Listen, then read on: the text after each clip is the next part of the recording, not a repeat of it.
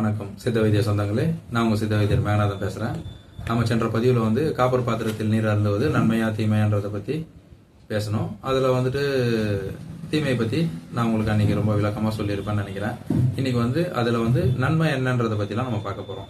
அதாவது காப்பர் பாத்திரத்தில் எப்படி முறையாக நம்ம சாப்பிடணும்னு பார்த்தீங்கன்னா, காப்பர் பாத்திரம் வாங்கிட்டு வந்துடுங்க. வாங்கிட்டு வந்தோடனே உங்கள் பஜாரில் போனீங்கன்னா அல்லது வாங்கக்கூடிய இடத்துலையே எனக்கு ஈயம் பூசி கொடுத்துருங்க அப்படின்னு சொன்னீங்கன்னா அவங்க ஈயம் பூசி கொடுத்துருவாங்க. நீங்கள் வீட்டுக்கு எடுத்துகிட்டு வந்துட்டு பசு சாணம் அல்லது எருமாட்டு சாணம் இது ரெண்டுத்துல ஏதாவது ஒரு சாணத்தை எடுத்து உள்ள ஃபுல்லா நீங்க என்ன பண்ணுங்க, தடவிட்டு தண்ணி ஊற்றி ஃபில் பண்ணி வச்சிருங்க. ஒரு 3 நாள் கழிச்சு நல்லா என்ன பண்ணுங்க, தேங்காய் நார் போட்டு கழுவணும். நம்ம பாத்திரம் கழுவக்கூடாது, அந்த ஸ்டீல் நார் போட்டுலாம் கழுவக்கூடாது, பிளாஸ்டிக் நார் போட்டு கழுவக்கூடாது. தேங்காய் நார் போட்டு நல்லா அதை உராஞ்சி தேய்ச்சி கழுவி எடுத்துட்டு சுத்தப்படுத்திட்டு அதுக்கப்புறம் அதில் தண்ணி ஊற்றி நீங்கள் குடிக்க ஆரம்பிச்சிங்கன்னா, ஒரு நாள் நிறுத்தி அடுத்த நாள்ல இருந்து அந்த தண்ணி குடிக்க ஆரம்பிச்சிங்கன்னா ஸோ அதனோட முழு தன்மை பயன்களையும் பெறலாம். என்னென்ன பயன்கள் அப்படின்னு சொன்னோம்னா, முக்கியமாக அந்த சுகர் பேஷண்ட், இந்த சுகர் பேஷண்ட்டுக்கு உடம்புல ஏற்படக்கூடிய சுகர் அதிகமாச்சுன்னா ஏற்படக்கூடிய அந்த நமைச்சல், சொறி, அதே மாதிரி சரங்கு, படை, அழுக்கு தேம்பல், இந்த மாதிரி கேங்க்ரீன், அதை கால் சுகர் கால் புண்ணெல்லாம் இருக்கு இல்லைங்களா, இந்த மாதிரி புண்ணுக்காக மருந்து சாப்பிட்றவங்களாம் இந்த தண்ணியை யூஸ் பண்ணும்போது கண்டிப்பாக உங்களுக்கு நல்ல ரிசல்ட் கிடைக்கும். எப்படி சொல்கிறோன்னு பார்த்தீங்கன்னா, நம்ம சித்த வைத்தியத்தில் காரிய பருப்பம், காரிய சுண்ணம்,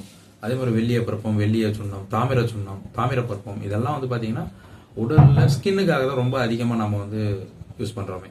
இதை கொடுக்கும்போது பார்த்தீங்கன்னா சோரியாசிஸ் போன்ற பெரிய நோய்கள்லாம் கூட இதில் தீர்ந்துடும்.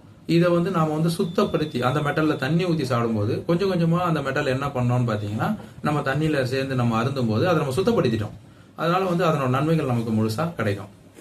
இதை எப்படி நம்ம சொல்கிறோம்னு பார்த்தீங்கன்னா, பழைய காலத்துலலாம் ஒரு 20-30 வருஷத்துக்கு முன்னாடிலாம் பார்த்தீங்கன்னா முசல்மான்கள், இஸ்லாமியர்கள் என்ன பண்ணுவாங்கன்னு பார்த்தீங்கன்னா, பெரிய பெரிய அண்டாவில், செம்பு அண்டாவில் இந்த மாதிரி தான் ஈயம் பூசிட்டு அதில் பிரியாணி செஞ்சு தருவாங்க.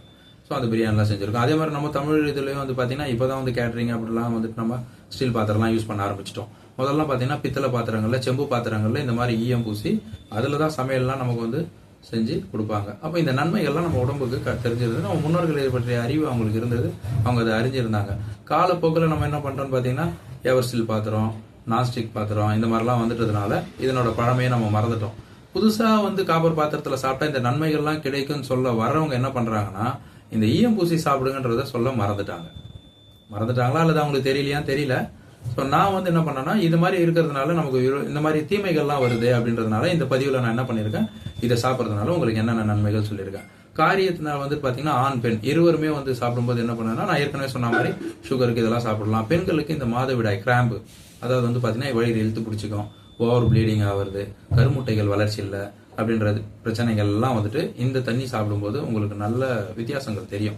ஸோ நீங்கள் முயற்சி பண்ணி பாருங்க, அப்போ உங்களுக்கு தெரியும். நீங்கள் இந்த தண்ணியை ஒரு மாதம் ரெகுலராக எடுங்க, தெரியும். இது கூடவே நீங்கள் சித்தா, ஆயுர்வேதா, யுனானி நீங்கள் என்ன மருந்து எடுக்கிறீங்களோ அதுக்கு அனுபவமாக இந்த தண்ணியை நீங்கள் யூஸ் பண்ண ஆரம்பிச்சிங்கன்னா கண்டிப்பாக நல்ல ரிசல்ட் தெரியும் சித்த வைத்திய சொந்தங்களே.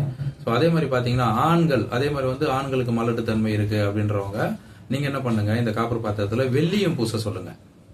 ஸ்டானம் வெள்ளியம் சொன்னீங்கன்னா அவங்களே பூசுவாங்க. வெள்ளியம் பூசி அதில் நான் சொன்ன மாதிரி பக்குவப்படுத்தி சாப்பிட்டீங்கன்னா ஒரு 3 மாதம் நீங்கள் அந்த தண்ணியை நீங்கள் சாப்பிடக்கூடிய மருத்துவத்தோடு சேர்ந்து சாப்பிட்டு பாருங்க.